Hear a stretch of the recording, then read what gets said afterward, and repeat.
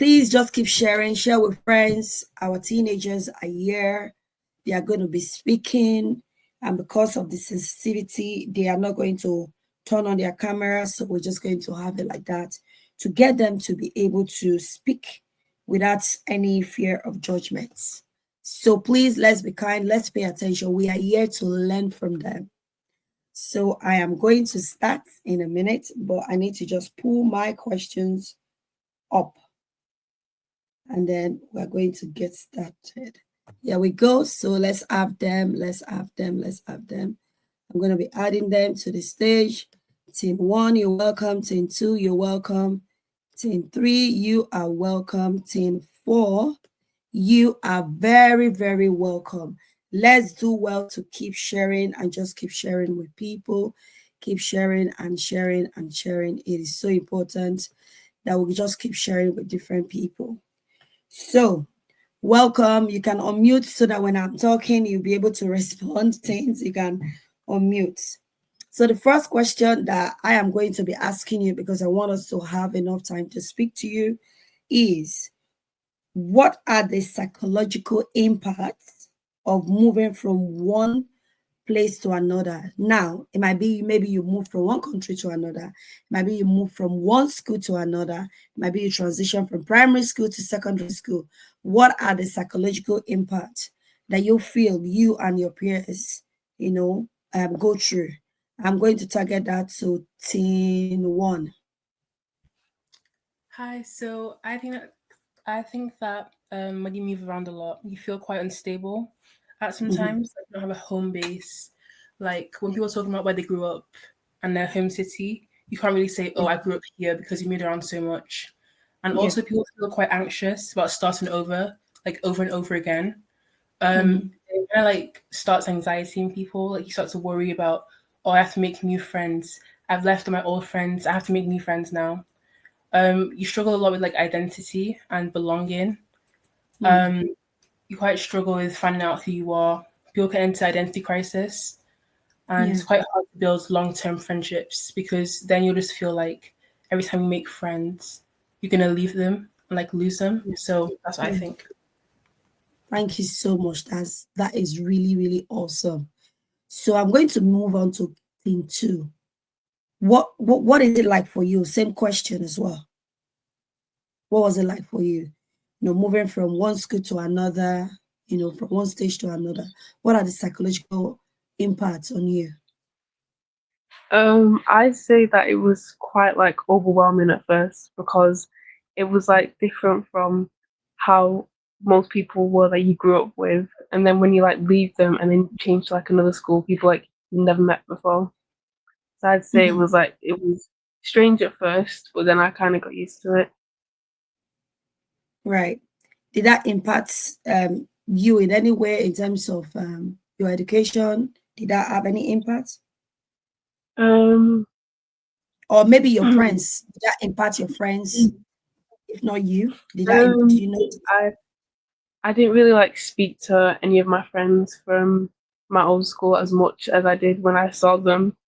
And Yeah. then with school, I was learning like different parts. So I was doing different subjects than what I was doing when I was in my old school.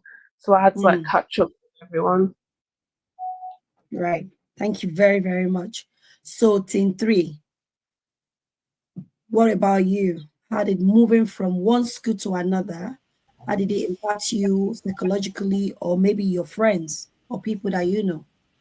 Well, it impacted me by like how if I'm going to make friends, if they're going to judge me of who I was, and if I would know anyone there. That like the first few days, I didn't really talk to anyone. I wasn't really noticeable because I wanted to just see how they wanted, like how they acted. So I didn't really talk to anyone. I didn't see any of my friends. So it impacted me by feeling like I was going to be judged about who I was. Did that make you scared? A little and nervous about if they're going to like see me for who I was. Yeah. Right. Thank you very much for sharing. And team 4, can you share yours, please? I think it causes a lot of anxiety and stress even before you make the move. If you know it's going to happen, then you're worried about whether or not you're going to fit in there or what you're going to change about yourself. Because I feel like when you have friends in one place, you're happy with them, you can do what you want. But you're moving to another place, you're wondering, will they find the way I speak weird or the way I look weird? Fantastic. Thank you very much. I can see, that uncertainty, a bit of anxiety, a bit of worry as well is a very common thing amongst all of you. Thank you for sharing that. Now, what are your challenges? I'm going to ask all of you this as well. What are your challenges, the challenges that teens or children face in school when trying to make friends after transitioning to a new school? I will start with you, 10-4. I would say that it's mainly the fact that everyone already has their own groups already. Like when you go somewhere new, even when you're just going from primary school to high school, a lot of people have lived in the same area and stuff like that. So if you're going to a place that's far away or you don't really know many people there, most people already live near each other. They already go to clubs together. They have their settlements, and then you go in and you're not sure which group exactly fits you the best or if any of them will accept you. So is that really challenging? Did they finally accept you, and how long did that normally take? I don't think you ever feel truly accepted there because there'll always be things that they do or jokes that they have that you might realize that aren't really for you or that you weren't really involved in them. Wow. Thank you for sharing. Team 3, what about you? How was it like trying to make friends when you just transition in from, or maybe you notice other people transition in? How did you experience that? Well, I experienced it by I had these awareness about if they're going to like me, if they think I'm weird, if they're going to talk behind my back, seeing if they're true friends, and also seeing if they are actually genuine and how they act towards other people, because that's a big Yeah. part about it, to see if they're really friends. Like how Team 4 said, like how they're the jokes that you think like they have and the things that they do that you don't really know what they're doing, so it makes you feel judged. Yeah. Okay. And team 2. Thank you very much, team 3. So just like Team 4 said, when they have like groups that they already like formed and you've not been there, and you just have to like try and find the people that like match not only like your personality but also your values as well. Because them matching your values mean that you're able to like talk to them on like different things, and you're able to like get along with them, not only just talking in school but also talking out of school as well. And I'd say that when forming friendships, when I was in high school, I found it quite difficult because most people, they were like, but our generation, because like we have different interests, I'd say that it's kind of hard to like form a friendship based on what you, not just you like, but what everyone else likes as well. That must have been pretty challenging for you guys as well. Now, thank you very much. Team 1, what about you? To piggyback on what Team 4 and Team 2 said, I would say like everyone already has friendship groups, so it's kind of like scary to go up to friendship groups and like start joining them. You're scared of being judged, and then after that, you start to notice that you're like segregating yourself, and Yeah. you start getting so used to being by yourself. And also in generation, like Team 2 said, it's very hard to find friends with the same interests as you. So you try your best to create intentional friendships and genuine friendships. Yeah. Right. Thank you very much. Now I'm going to ask this question. I've noticed that I've heard people call people that have just relocated from another country, and they call them freshies.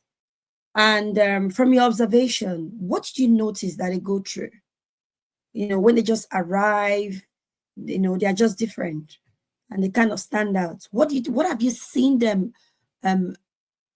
go through, and how do you think that impact them? Because when I go to schools, I see a lot.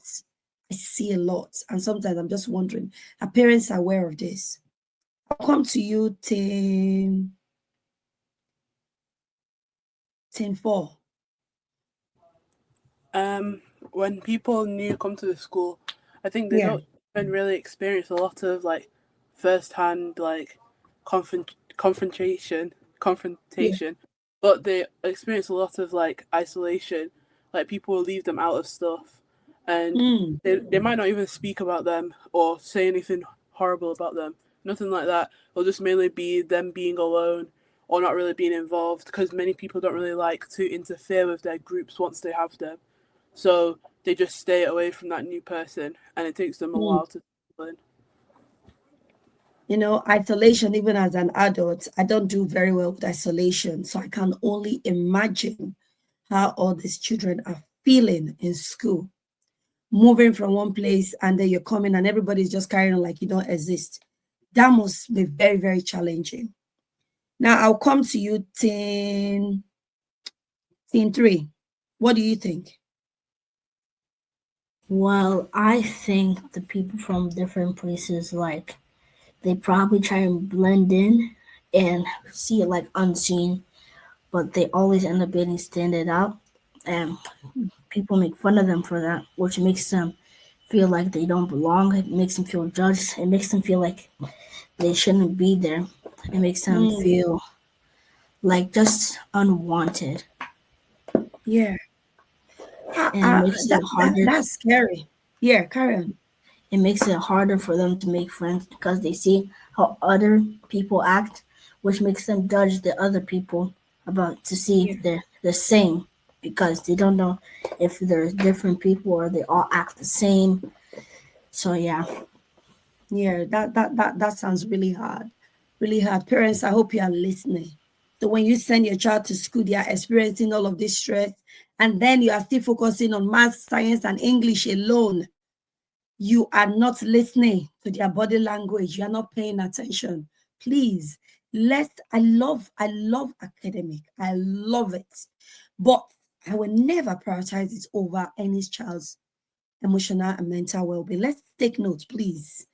Let's take notes. I'm going to come to you, Tin 1. And Tin 1, the question I'm going to ask is, I know there's a lot of this talk now about going to a certain school, Catholic school, go to grammar school, go to private school, and all of that stuff, or go to a school that is not very diverse. They don't have diverse students. Please, can you share what you've seen or what you've experienced? It might be from just observing in school, the challenges that they normally go through. I would say identity crisis is a big one. They kind of like try to put who they really are behind them, and a lot of the times like hide who they really are because they want to feel accepted. They want acceptance for other Yeah, people. They tend to like change themselves, um, so that people don't judge them based on, yeah, like I said before, who they really are. And mm, I feel like then because of that, they start to notice a lot of people like acting fake towards them, or they start to act fake with other people. yeah, And I would say that also they start to lose confidence as well in being yeah, themselves, and they tend to like lose confidence to speak up about it because people might not understand, and also stuff like tiny microaggressions as well can make them realize that they don't fit in. Like people mispronouncing their names, even like asking to touch their hair, like even those tiny like things people might not see as a big deal, but it actually is for them. yeah. Absolutely. Thank you. That even sometimes they don't even ask for permission. They put their hand straight into your hair. I find it very offensive. It's not your hair. You don't need to touch it. Keep your hands to yourself. Keep your hands to yourself. Right. Okay. I'm coming to you, Tin 4, for same questions. How does it feel to be, in a school, or when you've experienced, when you see people in all these schools that are not very diverse? What do you think? What have you noticed?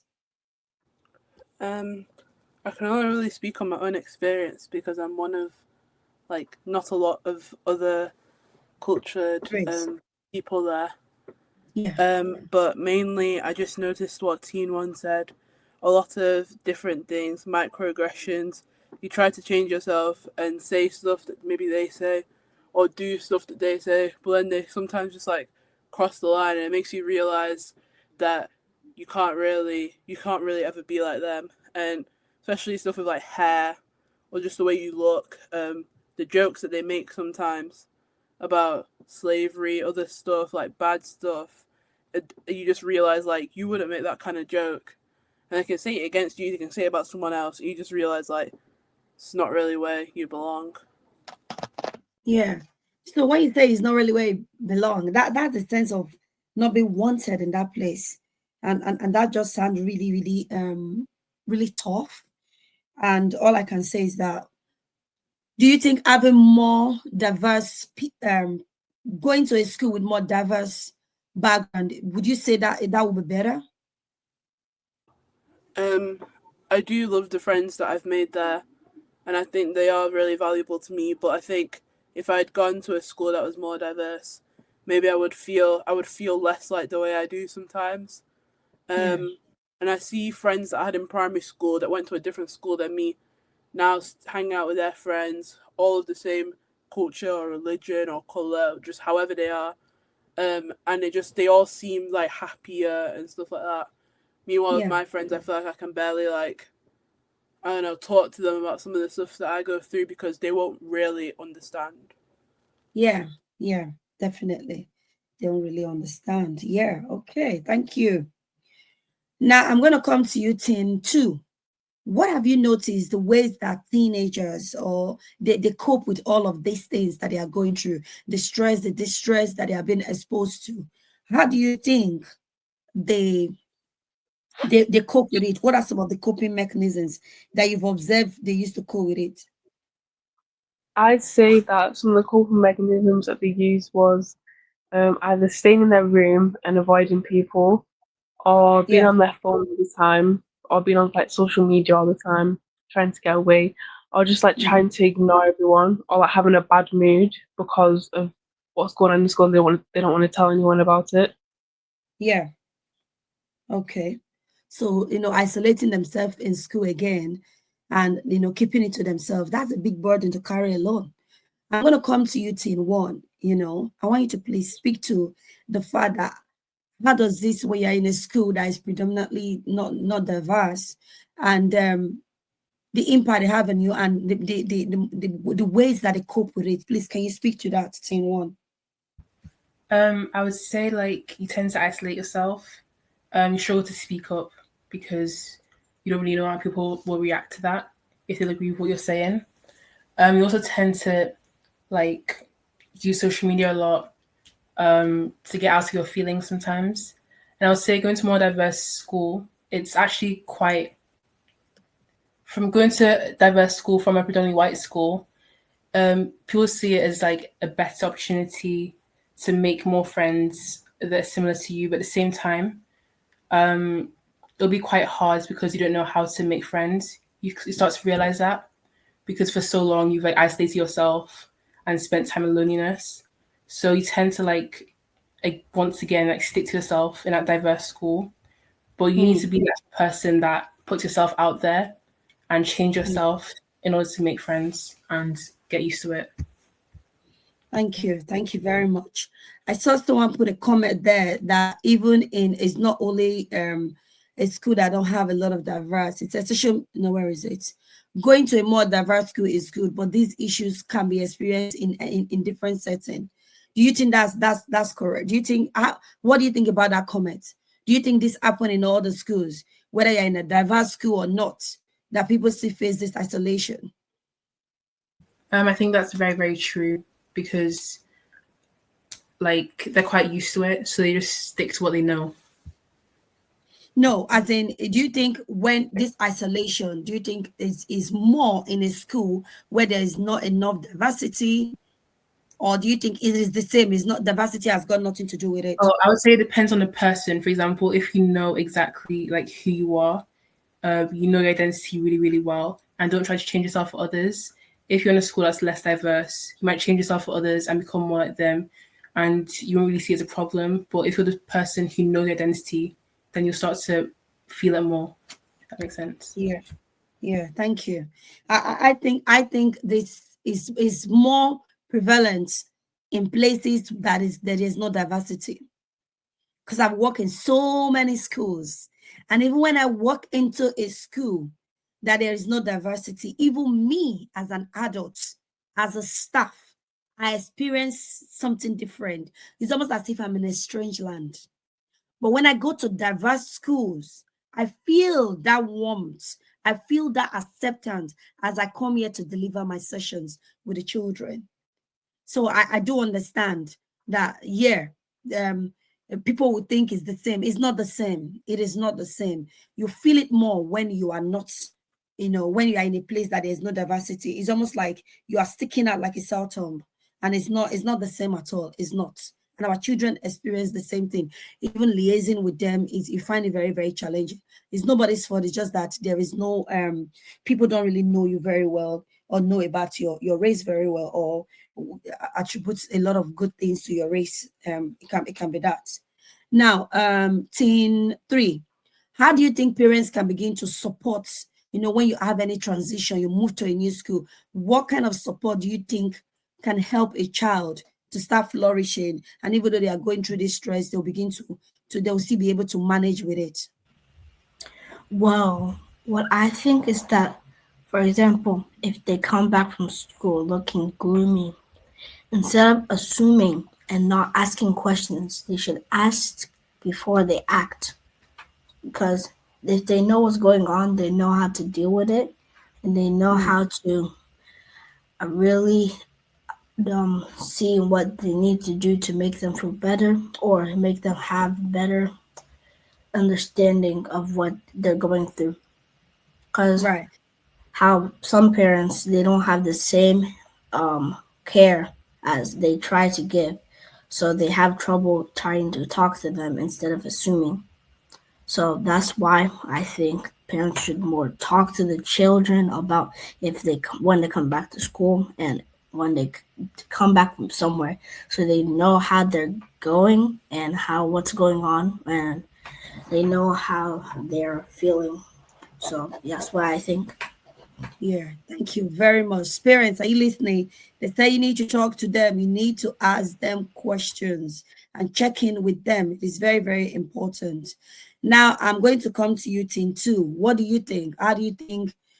What are the suggestions that you will give to parents to help, to help bring this and cover that, to help you to manage the stress? What do you think can help? Teen 2.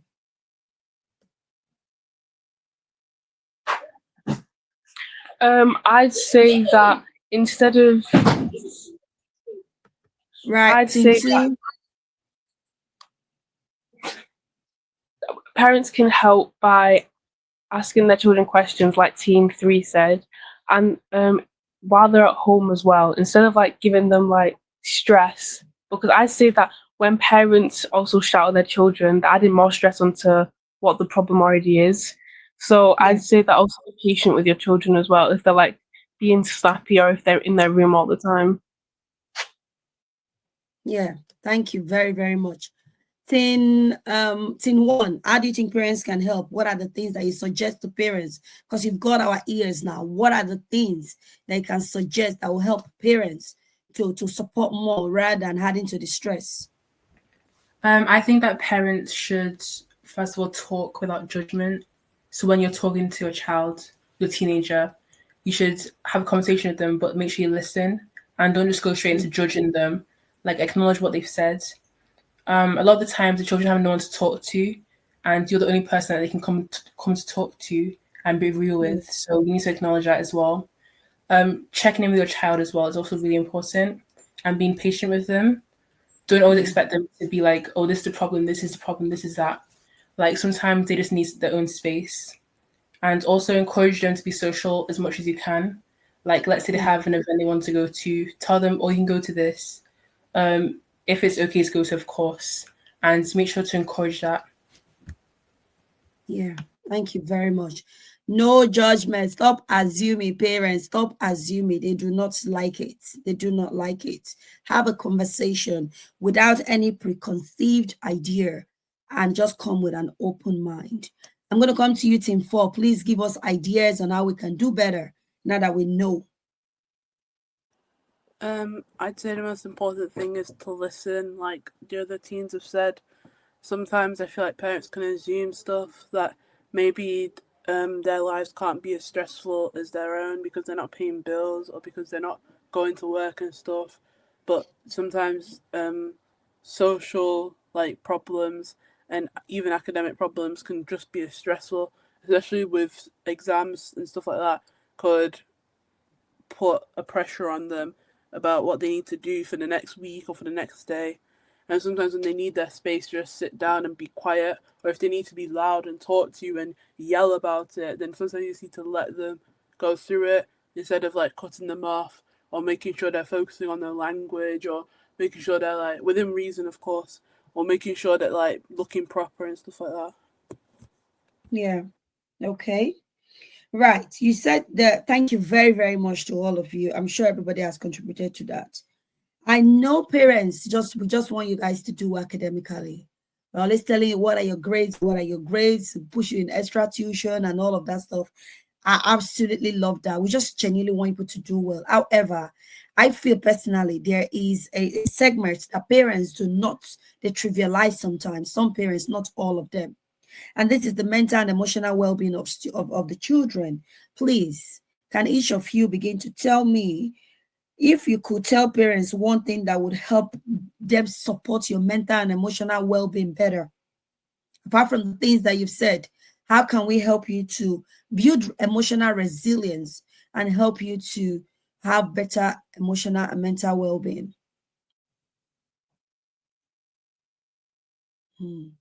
I'll come to you, Tin One. I would say quality time is quite important. So spend time with your child, and in that time, make sure to listen to them, and to check in with how they're doing, and do this regularly so that you can have like an idea of their mindset. For example, you never know the academics; they may not be doing well or as well as they want to do. So you need to just be checking in with them, help them as well whenever you can. And I would say don't like minimize their feelings. Don't don't judge them and be like, oh, you can't feel this. This is that. Like don't be quick to judge, and make a safe place for them, because in school they'll feel loneliness and segregation, and that's not really a safe place for them. So at home, make sure that's a safe place and that they can come to talk to you when they can and they feel safe doing that. Wow. Thank you so, so much. So create a safe space for your child. The world is chaotic enough. Let's learn to create a safe space. There was a comment that was dropped by patients. I really like that. I said, please know that some parents do these things ignorantly. And that is true, because sometimes we parent the way we're parented. And if we do not know these things, we cannot do what the things that we do not know. That is so true. Now, Team 2, please, can you speak to that as well? What is the best way that parents can help to build your mental and emotional well-being and help you to build emotional resilience? I'd say that their parents should find out what their kids actually like to do and like actually find enjoyable to do, and like try and encourage them to actually do those activities more. So while they're also facing some stressful like stuff in school, they also have something to look forward to before they have to like go back to it. Or I'd say they can talk about it with their parents, like Team One said, and also like bond with them over that, so that at least they know what they're going through, so they're not going through it alone. Wow. So parents, are you listening? Find out what your children like. That what will help them to release their stress while they are still doing their education. Find out activities that they like. It might be drawing, it might be painting, it might be listening to music, it might be dancing, it might be writing poetry, it might be going for a walk, maybe it might be swimming. We don't know. But find out. Team 3, please, can you give us your idea on how we can improve your emotional and mental well-being as parents, please? Well, our emotional and well-being is like basically let's say No, if what do they parents need to do? What do parents need parents to need do? to okay Yeah. parents need to probably acknowledge that they feel different things and know that they don't always feel happy, so they always need to chat with them, spend some quality time, like having meetings of how you feel. Like you need to have like that time where you can just let out anything like you need to do. Like for example, some parents need to have this time where they can say anything and they won't be in trouble for it. Like a family chat that they all can expose the things that they normally won't, but because they feel like they'll get in trouble. But this has no pressure because it makes the children feel that they are actually being acknowledged by their parents and making them feel that they actually are being noted, like known. Wow, that's just amazing. Thank you. Parents, they want you to listen to their voice. Let them speak their mind without the fear of getting in trouble. So create this avenue where they are able to speak openly, but we also want it to be respectfully as well. Now, team 4, please speak your mind. I think the best thing to do would be like understand that situations in schools and systems have changed from when parents are at school to now, especially if you've moved into a different country and your child is going to school somewhere that you didn't go to school. Sometimes parents will think, oh, but when I was at school, etc., etc., or my friends, but sometimes it's these friends and these new things and these new social expectations that are different, and that sometimes parents need to acknowledge that and just understand that it might not be the same kind of situation. Wow. Thank you very, very much. I have one question before we go. People grow up with different family dynamic, whereby some family they are from the affluent family, and as such they can provide everything even before the child asks. And also, I noticed that if you relocated, there are lots of things that change, and sometimes it can affect the finances as well. How does this impact the emotional and mental well-being of children?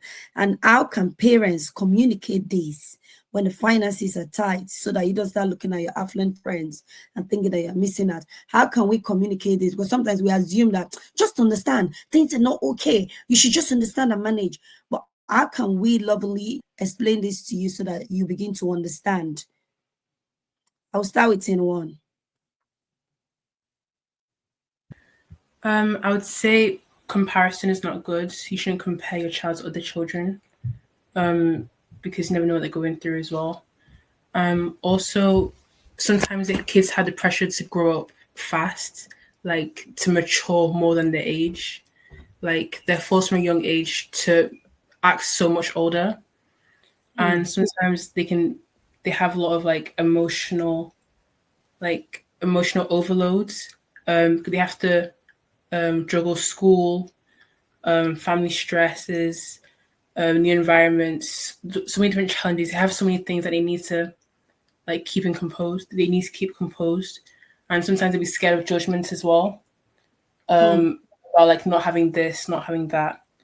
And so that's what's in the chat now. Every child is unique. Do not compare them. That's really important as well. And also sometimes low self-esteem can come from that too. You feel like you don't belong, that you're not enough for the people, and and independence as well. Like you start to become really independent from a young age. Wow. Wow, thank you very, very much. Team 4, I'll come to you. What was your take on that? And this one is when you have affluent friends and then your family are not, they're not affluent, but they are doing their best. And especially when the finances are a bit cramped, what is the best way that we can communicate it to you without rubbing you off in the wrong way? What are the best way that you think parents can communicate this to you? I think the most important thing to do is just talk about it. because sometimes you'll want something that you've seen other people have, like maybe a new bag or a new trend, just any new thing, and you want it, but obviously it's going to be very expensive and maybe it's useless in the end, so your parents will not get it for you. But instead of them telling you, oh, this is just not in our budget right now, or you don't really need that, they could yell at you or maybe like say things that like will hurt you later that you might remember. So stuff that just they're just talking about it and helping them understand. So I feel like sometimes parents can be like trying to hide financial situations from their children. Maybe they don't want them to know. Maybe they don't want them to feel different. But I think sometimes knowing that you are different from those affluent friends is the way to go, especially if they're old enough. That's the way that you need to deal with it, because if they don't know and they just think that you're saying no out of spite, then it can hurt them more. Yeah. Thank you very, very much. My final question to Team 3 and Team 2 is, Team 3, please.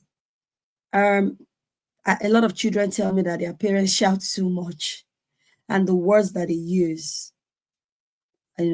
How do you, when parents shout, how does it make you feel, and how best can we do? Can we manage this to get to you without shouting? Well, it makes me feel like I've done something wrong when they yell at me or when they are getting angry, because it makes me feel like I've done something wrong. Like, for example, I did, for example, if you got a bad grade, but you tried fixing it, but you couldn't, they would yell at you, even though you tried your best.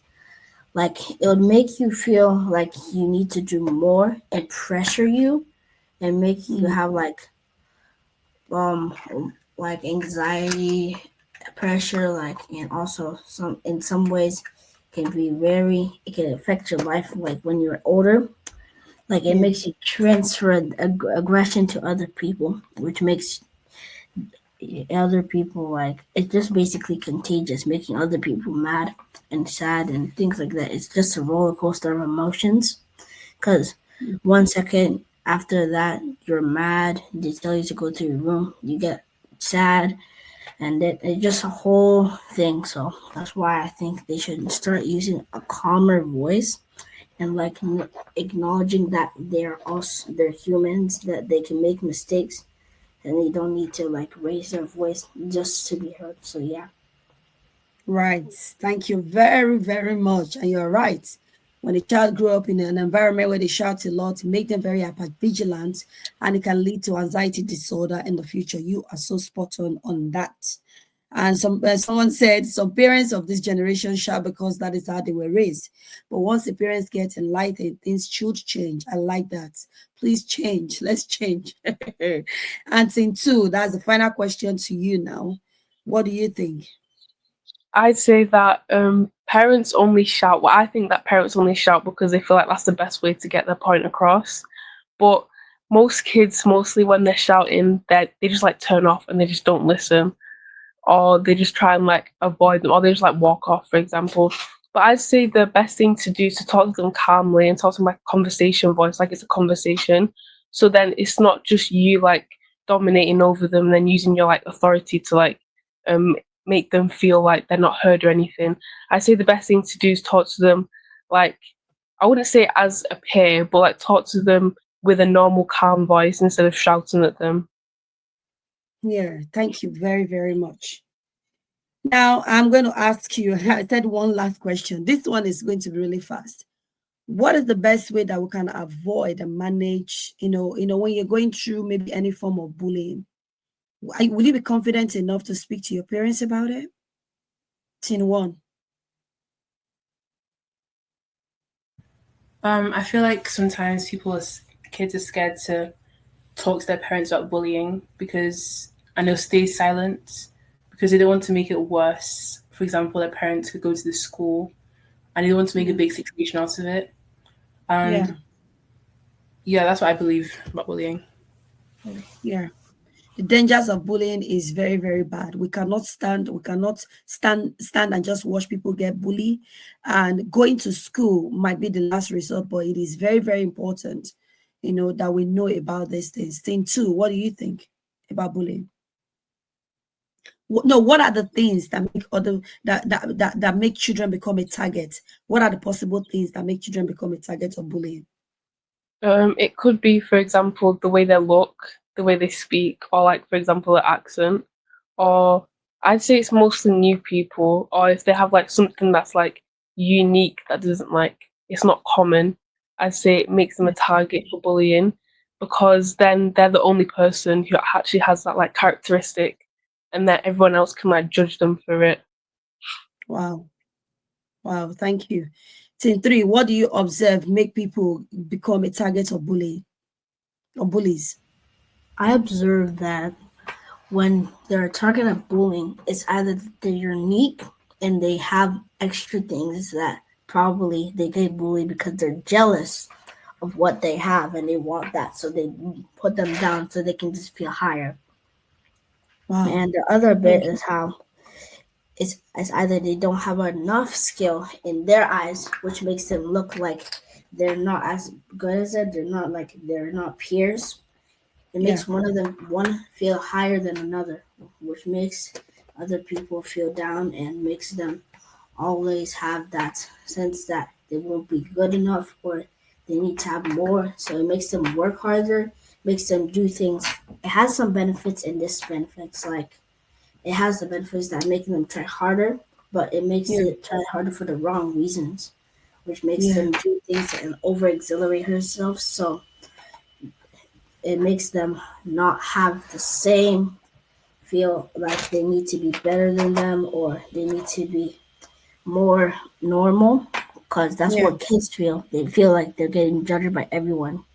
So yeah, Right. Thank you very, very much. And the last question goes to team four. What are the impact that you've noticed that bullying has done to children of your age, especially cyberbullying? I feel like with cyberbullying, there can be more isolation and stuff like that, and maybe you become like fixated on finding out who it is if you don't know who it is, or maybe you just try and hide yourself away. With physical bullying or like isolated kind of bullying, 'cause I believe that's still kind of a sort of bullying when people leave you out of stuff on purpose because of something that you are or something that you do. I feel like when that happens, it's more an effort to try and fit in, and you like get lost on who you are yourself because you're so focused on them on wanting to be accepted that you end up doing that. Or maybe you try, it sounds backwards, you try and make friends with the bully even because you believe that if you can fix whatever's wrong with yourself, then they'll accept you Yeah. more. Wow. Thank you, thank you, thank you, everyone. Team one, thank you. Team two, three, and four.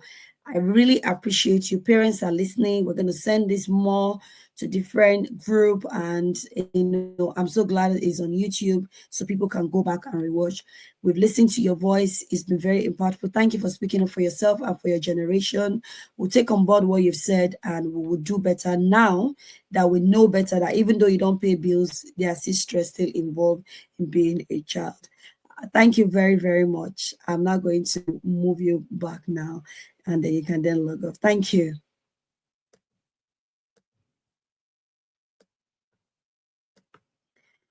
All right. Okay. Please, let's appreciate them. Let's appreciate our children. Let's appreciate them. They've shared from their hearts. They've shared with us. We are going to have the fourth anchor to come in now and bring our other speaker in. Let's thank them because they have been super amazing and very, very brave. I just want to celebrate them. I just want to celebrate them. I just want to celebrate them.